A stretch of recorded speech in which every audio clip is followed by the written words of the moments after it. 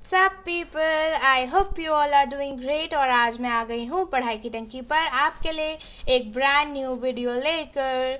So without any further delays let's get into the video.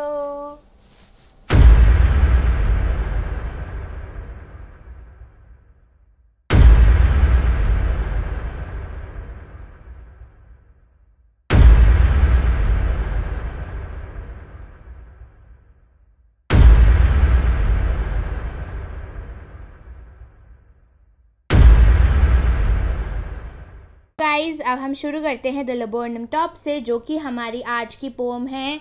ये लिखी है Ted Hughes ने। तो लेट अस स्टार्ट स्टडिंग। देखो, हम यहाँ पर लेबोर्नम टॉप की बात करें, यानी कि लेबोर्नम एक ट्री होता है। उसके जो सीड्स होते हैं वो पॉइजनस होते हैं या फिर उसमें कुछ केमिकल्स होते हैं, ठीक है।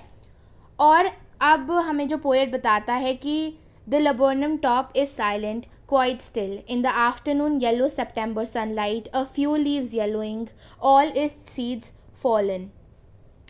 इससे हमें देखो ये पता चलता है कि लेबोर्नम टॉप जो है वो बिल्कुल शांत है, उसमें कोई आवाज़ नहीं आ रही है और बिल्कुल सीधा उसके पत्ते हिल नहीं रहे हैं, हवा नहीं चल रही है कोई, ठीक है। और आफ्टरनून की बात है ये, जहाँ पर येलो सनलाइट फॉल कर रही है ऑन द लेबोर्नम टॉप। और ये हम बात कर रहे हैं सितंबर महीने की।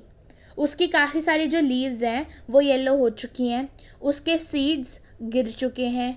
और यहाँ पर आप एक चीज़ और नोटिस करना, लीव्स येलोइंग का मतलब है कि यहाँ पर अभी ऑटम का महीना चल रहा है। तो देखो अभी तक बिल्कुल शांति है, लेकिन फिर आती है गोल्डफिंच नाम की एक चिड़िया, बर्ड। उसकी आपको फोटो यहाँ पर दिख रही होगी। Till the goldfinch comes with a twitching chirrup, a suddenness, a startlement at a branch end. देखो अब क्या हो रहा है, गोल्डफिंच आई, उसने अपनी आवाज़ निकाली, चिरपिंग हमने पढ़ा इंग्लिश में, तो अपनी आवाज़ से, और वो इतनी सडन थी कि ना मतलब जो नोटिस कर रहा है हमारा पोएट वो भी एकदम से स्टार्टल हो गया, वो शॉक हो गया, थोड़ा सा अमेज हो गया उस आवाज़ को सुनकर। बिकॉज देखो आप इमेजिन करो, आप एक पेड़ को नोटिस कर रहे हो, ठीक है, और वो बिल्कुल स्टिल है, बिल्कुल शांत है, कोई मूवमेंट नहीं है उसके लीव्स में या कुछ भी नहीं है। बट अचानक से एक बर्ड आती है गोल्डफिंच नाम की, उसमें बर्ड की आवाज़ आती है, एक सडनमेंट, एक स्टार्टलमेंट दिखाई देता है एक ब्रांच के एंड पर, क्योंकि बर्ड एंटर कर रही है वहाँ से, उसकी लीव्स हिली। Then sleek as a lizard and alert and abrupt she enters the thickness and a machine startups of chittering and a tremor of wings and tremorings. देखो जी अब क्या हुआ, वो जो बर्ड है that is as sleek as smooth as a lizard. जैसे एक lizard होती है ना, वो एकदम से अपनी हरकतें करती है, वैसे ही एक लिजर्ड भी थी, वो इतनी स्मूथ थी अपने काम में और एकदम अलर्ट। अगर थोड़ा सा भी कुछ हो रहा था सो वो एकदम ऐसे अलर्ट हो जा रही थी, कोई भी मूवमेंट हो रहा था तो उससे वो अलर्ट हो जा रही थी, और वो बहुत ज़्यादा अब्रप्ट थी इन इट्स एक्शंस, है ना। तो वो धीरे धीरे थिकनेस की तरफ जाती है। मतलब देखो, ट्रीज़ की जो बाहरी जगह होती है वहाँ पर इतनी लीव्स नहीं होती, इतना घना नहीं होता, लेकिन जैसे वो अंदर जाती है वहाँ पर खूब सारी ब्रांचेस स्टार्ट होती है, तो वहाँ पर बहुत ज़्यादा थिकनेस थी, मतलब लीव्स वगैरह बहुत ज़्यादा थी वहाँ पर। तो यहाँ पर थिकनेस का मतलब ये हुआ। और जैसी वो एंटर करती है एक मशीन स्टार्ट होती है।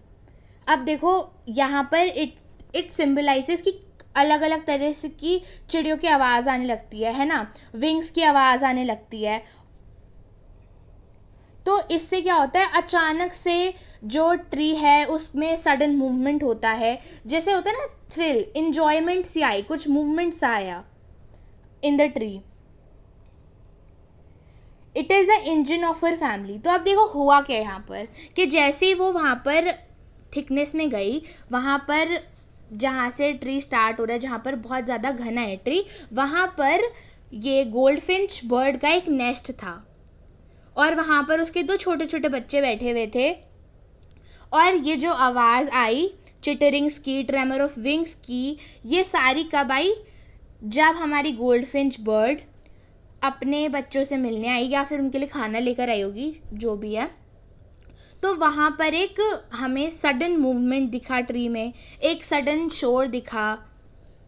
आप खुद इमेजिन करके देखो ना, आप एक ट्री को कब से नोटिस कर रहे हो और अचानक से एक बर्ड के आने पे इतना मूवमेंट हो रहा है, इतनी आवाज़ आ रही है ना। तो अब जो हमारी बर्ड है, गोल्डफिंच बर्ड है, जब वो अपनी फैमिली से मिलने आई तो इसमें लिखा है it is the engine of her family.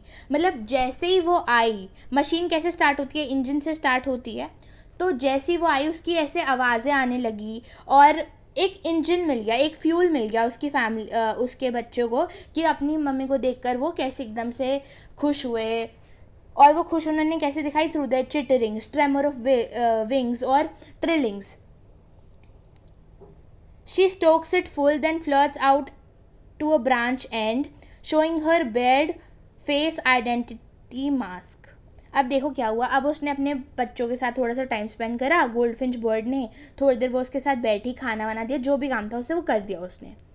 फिर उसके बाद वो वापस जाती है ब्रांच एंड पर। जब वो आ जाती है तब वो अपने बच्चों को अपना चेहरा दिखाती है। वहाँ पर एक निशान होता है उसके चेहरे पे, बेयर्ड फेस आइडेंटिटी मास्क। तो इससे हमें ये पता चलता है कि वो अपने बच्चों को अपनी पहचान दिखा रही थी, सो दैट उसके बच्चे किसी और को अपनी मम्मी ना समझ बैठे। Then with airy delicate whistle chirrup whispering, she launches away towards the infinite and the laburnum subsides to empty. अब देखो, अब वो हल्की सी अपनी डेलिकेट चिरप से, अपनी डेलिकेट आवाज़ से वो विस्पर करती है और इतनी दूर आसमान में उड़ जाती है टुवर्ड्स द इनफाइनाइट। ठीक है, she launches away towards the infinite का बेसिकली मतलब ये है कि फ्रॉम दैट ब्रांच एंड वो अपनी पूरी उड़ान भर लेती है और फिर वो आसमान में कहीं चली जाती है, and she is no more visible to the poet. और उसके बाद जो लबोर्नम है दैट सबसाइड्स टू एम्प्टी।